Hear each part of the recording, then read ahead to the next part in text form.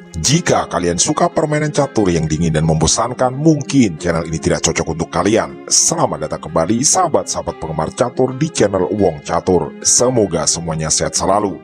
Seperti biasa, kami selalu mencari partai-partai istimewa untuk kita bahas bersama-sama.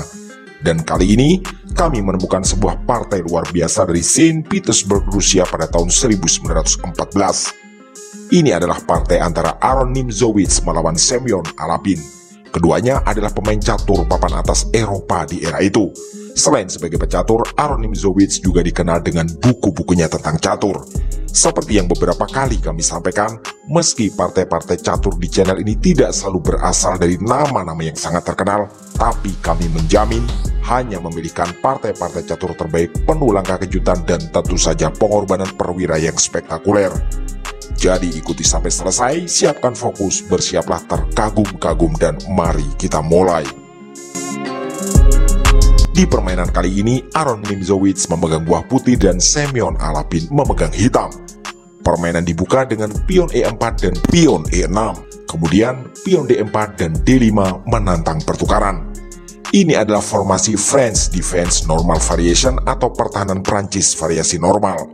Tawaran pertukaran ditolak dan putih memilih mengembangkan kudanya ke petak C3. Hitam juga melakukan pengembangan perwira, yaitu kuda ke petak F6 sambil menambah tekanan pada pion E4. Aron Nimzowitsch memulai pertukaran pion kali pion D5. Semyon Alapin memukul kembali pion tersebut dengan menggunakan kuda dan membuka kemungkinan pertukaran kuda. Kali ini putih menolak tawaran dan mengembangkan kuda satunya ke petak F3. Hitam memberi jawaban agresif, yaitu mendorong pion ke petak C5, lagi-lagi menantang pertukaran. Putih memilih untuk menukar kudanya, kuda kali kuda, dan dijawab oleh Semyon Alapin dengan menteri kali kuda. Aron Nimzowitsch kemudian meluncurkan gajah petak gelap ke E3. Hitam pion kali pion D4. Putih memukul pion tersebut dengan menggunakan kuda. Lanjutan dari hitam adalah pion A6 mengawal petak B5 dari kemungkinan pendudukan perwira putih. Aron Nimzowitsch gajah E2. Di titik ini, apakah sahabat-sahabat melihat sesuatu? Ya, benar. Gajah putih baru saja meninggalkan pengawalan terhadap pion G2 yang bisa saja berakibat fatal terhadap pertahanannya. Semyon Alapin memanfaatkan hal itu dengan menyambar pion tersebut dengan menggunakan menteri sambil mengancam benteng. Putih kemudian gajah F3 berbalik menyerang menteri. Hitam pun mengambil langkah penyelamatan menteri dengan mundur ke petak G6. Nimzowitsch kemudian memajukan menteri ke petak D2, sepertinya sebagai persiapan rokade bagi rajanya. Hitam mendorong pion E5 menyerang kuda. Pertanyaannya, kemanakah Aron Nimzowitsch menyelamatkan kudanya? Ternyata, di langkah ke-12 ini Aron Nimzowitsch melakukan rokade sayap menteri. Ini artinya dia dengan kesadaran penuh mengorbankan kudanya. Ada pelajaran yang bisa kita petik dari sini. Menurut Engine, langkah rokade sayap menteri dan mengorbankan kuda ternyata memang adalah langkah terbaik dan brilian karena akan membuat putih semakin unggul. Semyon Alapin menerima pengorbanan pion kali kuda sambil mengancam gajah. Apa manfaat dari pengorbanan kuda barusan? Mari kita sama-sama memperhatikan dengan seksama, karena lanjutan langkah setelah ini benar-benar ajaib dan mencengangkan. Aron Nimzowitsch memukul pion tersebut dengan menggunakan gajah. Meski tertinggal satu perwira, tapi Evolution Bar menyatakan bahwa justru putihlah yang unggul cukup signifikan. Jawaban hitam adalah pengembangan kuda ke petak C6. Ini adalah langkah yang kurang akurat, dan jawaban terbaik menurut Engine adalah gajah ke E7 sebagai persiapan rokade sayap raja. Oke, kita sampai di segmen kuis. Apa langkah yang akan diambil oleh Aron Nimzowitsch di titik ini? Yang jelas, ini adalah langkah terbaik menurut Engine dan akan membuat putih unggul semakin signifikan untuk mengantar pada kemenangan.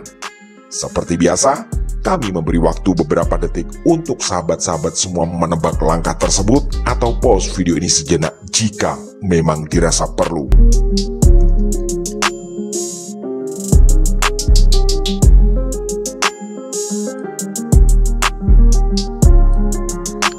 Oke, terima kasih dan selamat bagi yang tebakannya benar. Walau kami agak ragu ada yang bisa menebak langkah tersebut. Di langkah ke-14 ini, Amron Nimzowitsch melakukan pengorbanan perwira lagi, yaitu gajah ke petak F6. Mari kita lihat tanda panah merah. Ada ancaman skakmat yang berbahaya dari putih jika gajah gelap di petak F6 dibiarkan seperti itu. Mungkin dengan pertimbangan itulah hitam menjawab menteri kali gajah F6.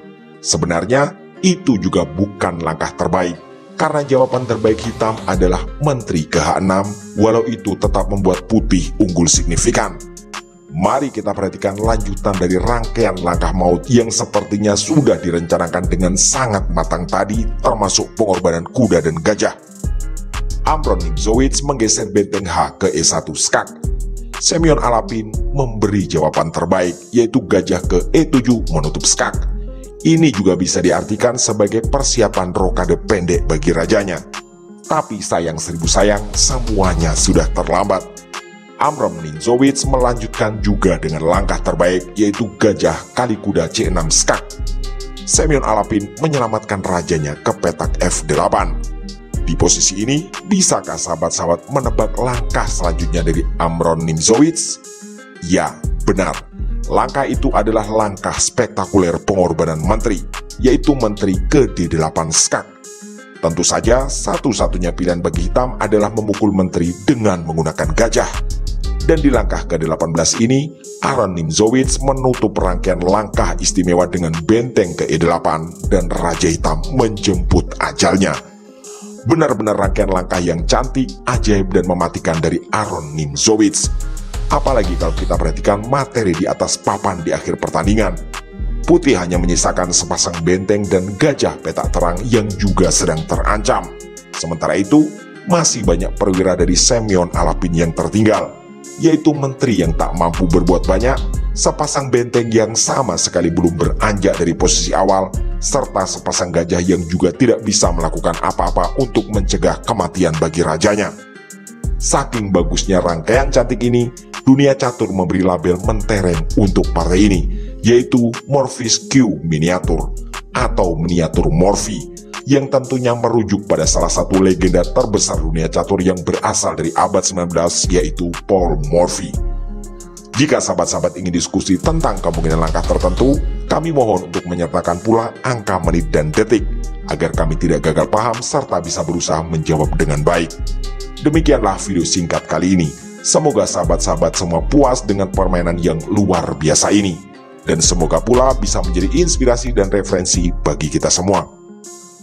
Kami atas nama segenap kru channel Wong Catur, memohon dukungan like, komen, share, subscribe, dan doa agar channel ini selalu belajar dan makin berkembang.